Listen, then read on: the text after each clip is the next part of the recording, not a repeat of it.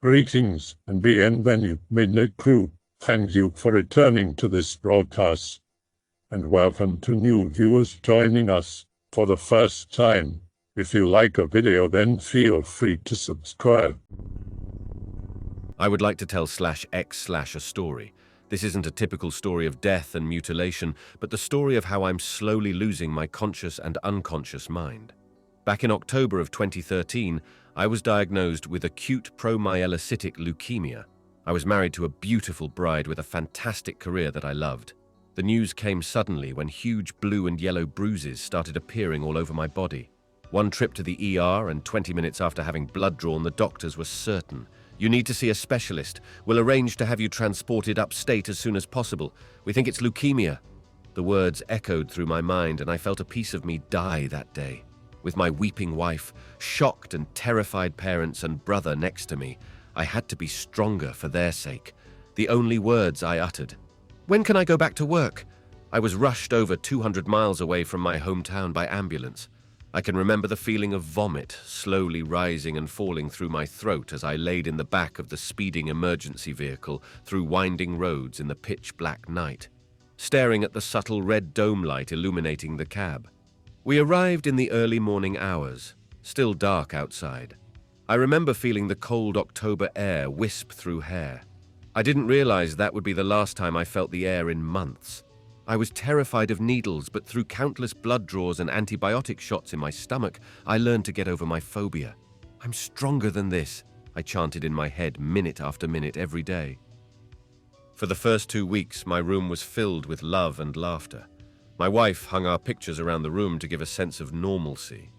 Between being bedridden with IVs, the countless beeping machines, the constant cries and moans of the less fortunate neighboring rooms made this everything but normal.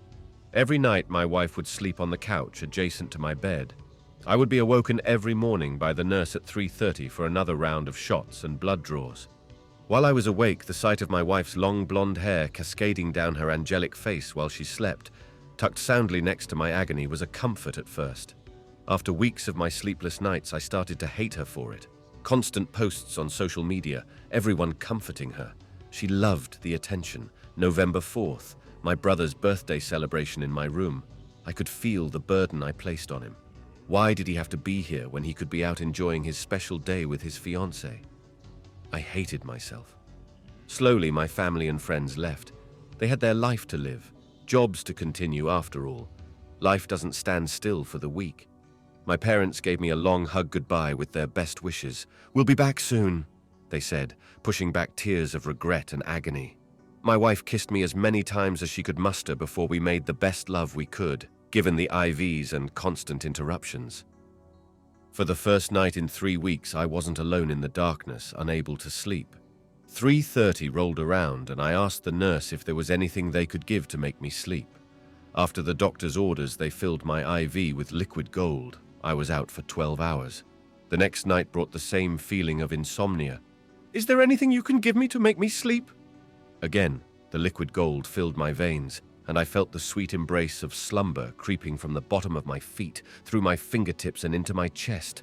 The only problem was I wasn't asleep. I wasn't awake. I laid perfectly still, choking, paralyzed.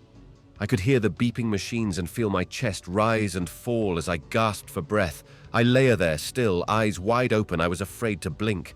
A dim light cascaded into my room as it did every morning at 3:30, but the nurse had come and gone. I saw them for the first time as sweat beaded on my brow and my choking breaths filled my lungs with gravel.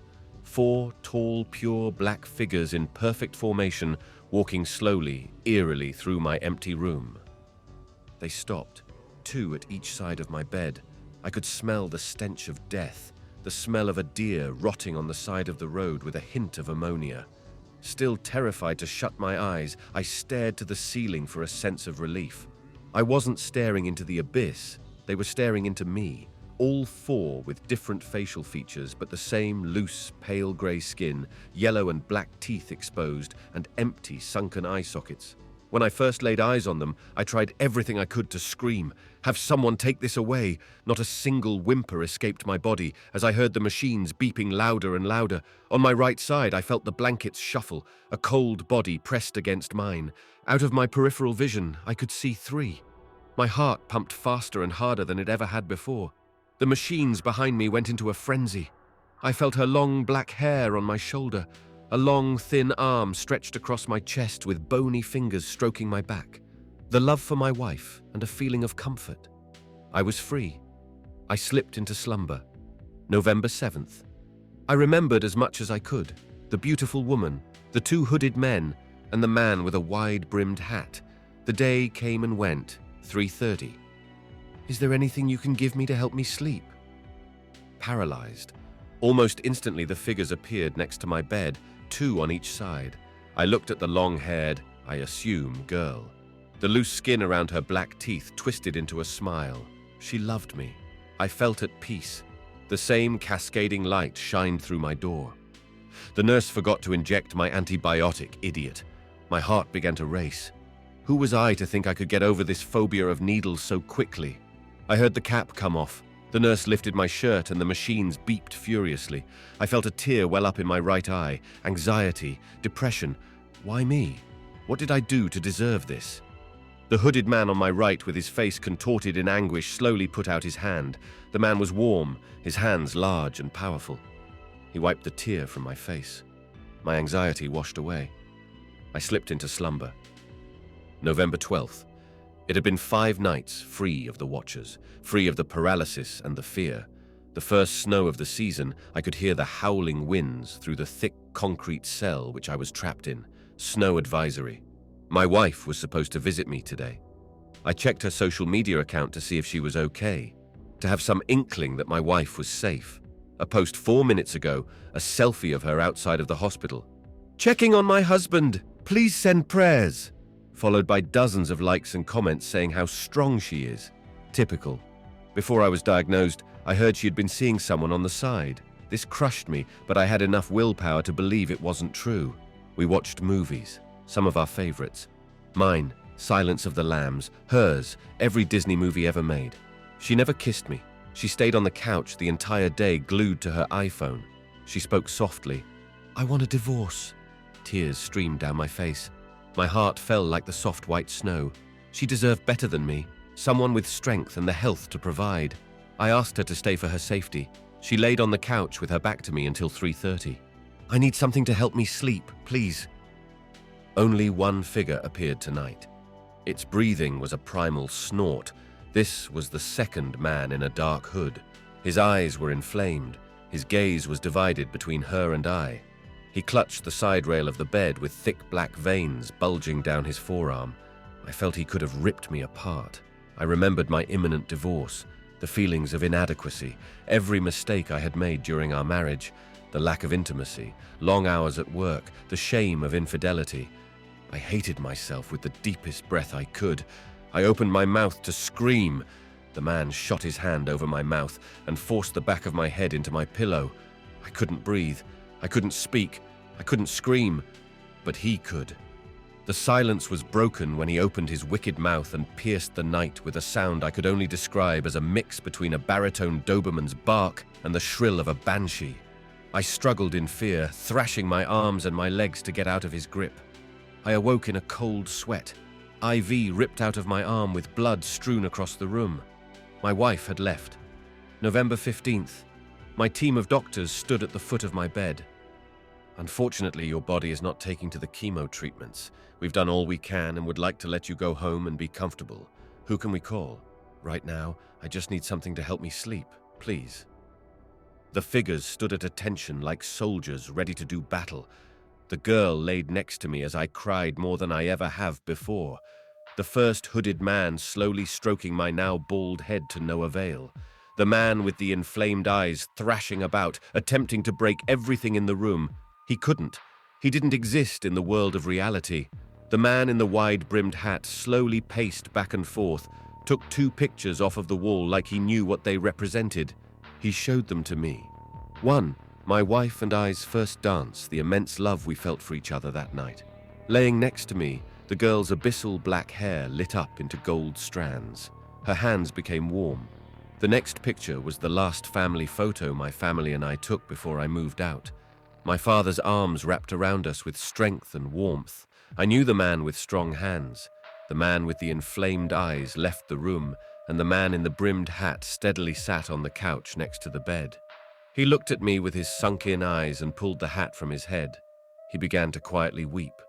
With his right hand, he began peeling the cold, dead skin from his face. Blood trickled down his arms, and I could hear the droplets speckle the floor. In his face was a black mirror. He gazed over me, and I looked into the abyss. This is my persona. I felt peace as the girl and the hooded man wept. Just a little backstory. I actually was diagnosed with leukemia in October of 2013. I began having sleep paralysis after the doctors started giving me lorazepam to help me sleep at night. The 4 black figures in the story were the only things that showed up when I had sleep paralysis. To this day, whenever I get sleep paralysis, which is about once or twice a month, it's the same figures. I wanted to make sense of them. Nice story, Opus. See you on the other side. I hope it's glorious over there. Thank you. I'm actually close to full remission. I really did get divorced almost immediately after getting released from the hospital. My release date was November 15th. But since then, I've been back to work for over a year and currently have the best girlfriend a guy could ask for. Good vibes, man. Appreciate the time taken to reply. I wanted to tell you about a very odd sleep paralysis incident I had about 2 years ago. I started having sleep paralysis about 6 times a year or so, starting in my late teens and early 20s, somewhere around 1998. This only happened in my childhood bedroom at first. I never had it when I was in college or at anyone else's house. When I was married, divorced now, I started having incidents again. They were all similar in nature. I would be able to see the bedroom and everything in it exactly as it was if the lights were on. I never saw an entity or even heard one, but I knew something was in the room with me, and it wasn't friendly. It gave off a vibe that had me feeling terrified, and it was always in the shadows, usually in the corner of the room by the closet or behind the bedroom door. Our marriage was extremely toxic, and towards the end of it we were basically keeping it going just for our daughter. After the divorce, I moved home and back into my old bedroom. About 2 years ago, I fell asleep with the TV on in my room, when I had another incident of sleep paralysis. The first thing that is odd about this is that the TV was on. All my other incidents were in complete darkness. Now for the really odd part. It started off as normal with extreme fear washing over me. As my eyes moved slightly to the right, I saw something on the wall about 6 feet or so off the ground. It was sort of round, but didn't have a true shape, if that makes sense. It wasn't solid, but wasn't completely translucent either. I guess the best way I can describe it would be that it resembles the blur that is put on people's faces when they don't want their identity revealed on TV. About 30 seconds in, the feeling changed and I heard a voice. The voice didn't come from one specific area, but it was as if it was everywhere and it sounded male. The voice said, "Do you feel that?" In my mind, I responded, "Yes." The voice asked, "What are you feeling?" I stated, "Love. It's pure love." The best way that I can describe that feeling is when a parent sees their child for the very first time, multiplied by 1,000,000. It was the most powerful, concentrated emotion that I have ever felt. The feeling was also just in my chest and not washed over my entire body, as with the terror that I had felt in previous incidents. The voice then told me, "Love is what I am. Now look at it." I looked at the blurry thing on the wall and it instantly disintegrated. With that, I woke up as I did with every other incident. Only this time, that feeling of pure love stayed with me for almost a full minute, rather than instantly dissipating as the feeling of terror and fear used to. This voice never said who it was. My own theory on sleep paralysis is that our brain is so powerful that perhaps we can enter or open up a portal when the circumstances are just right, and that this entity was close by when I opened it. I have not had a single episode of sleep paralysis in the 2 years since this happened. I'll preface this by saying my approach to paranormal things in life is to be open-minded until proven otherwise. So for full disclosure, I do believe in almost everything paranormal, but I've never actually seen anything worth noting myself other than what may have been a Bigfoot in Oregon back in 2012. but I was pretty far away and it could have just been a distant bear, or even a tree. Anyway, I am a single dad. My son was born in 2010. I like to think of myself as a very dedicated dad.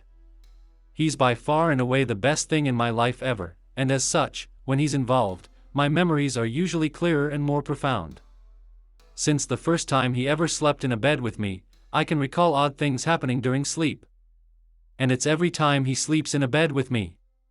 Noises, blurry visions as I wake up from such noises, a window or a door open that I knew was closed, a nightlight unplugged and on the floor, stuff like that. Well, yesterday he was sick, and I let him sleep with me in my bed last night. I recently switched to overnight shifts at work, so when I'm off now, I've become a very light sleeper during normal sleep hours. The last thing I remember before dozing off was that my son had kicked off his blankets. He prefers to sleep that way, and I think this detail may be important, and that his pillow had kinda shifted towards the headboard, and his head wasn't on the pillow at all.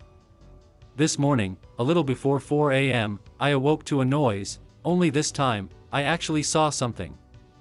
As I sat up, I noticed my bedroom door open, and I never leave it open. As I'm noticing this, my focus becomes clearer and I swear that along the door frame I can see 4 very long fingers. Not claws, fingers. As I moved to get out of bed, the hand moved away and I saw what I can only describe as a fleeing tail. As soon as I get to my door and look into the next room, there is nothing. I searched everywhere, nothing still. All doors were locked, as were the windows. When I went back to check on my son, the pillow was back perfectly under his head, the blankets were pulled up on him, and the fever he had broken. He was peacefully sleeping. I have never, including this morning, felt threatened by what I've seen or heard. In contrast, I've probably felt way more at ease than I should have in this situation. Not too long ago, I had a dream where a shadow creature possessed me, right after I could see my body, and it looked like I was absorbing the shadow creature, or it was possessing me. I could see my bed exactly how it was, from the wrinkles in the sheets to the placement of my limbs and pillows. This shadow creature I've seen during sleep paralysis one time after, and all I could hear was in perfect clarity a song with the words wrong, then a loud ringing in my ears, and I regained movement, and it all stopped immediately. The second notable time this shadow creature appeared, I was in a dream where I would wake up and go back to sleep inside of a dream, and it followed me throughout these dreams inside dreams, and throughout these dreams I would attack this shadow creature. Eventually I woke up after what felt like hours, and it was on my roof, and all I could hear was what I can only describe as demon language that sounded like a choir of little girls singing. It got more and more intense and then became ringing, and I managed to force myself to move soon after the ringing started, and it all stopped again. This shadow creature had the body of a human, but was in a void black. It had clear outlines and would move around the second appearance I mentioned.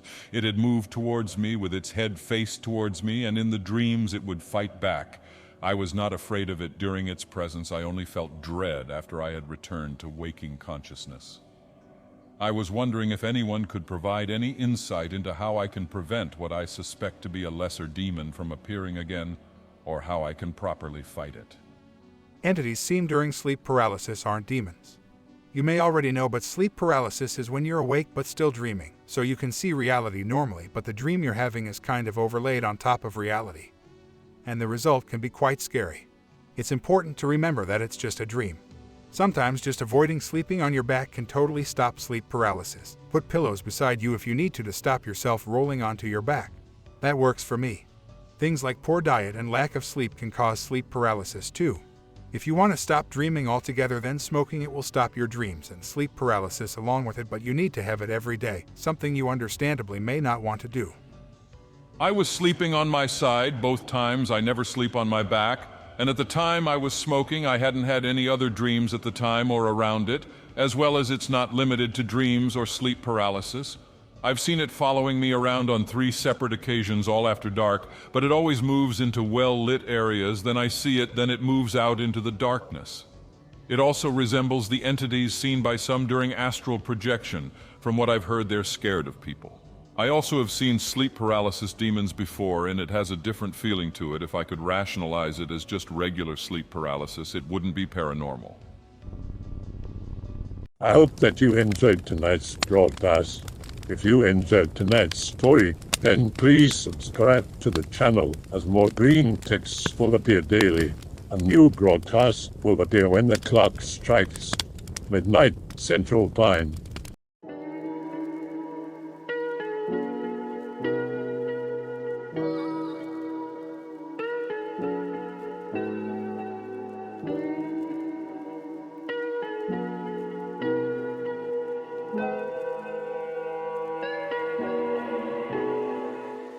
Remember to check out the Odyssey page in the description for a second archive of the channel's videos. There's also a Rumble archive as a backup.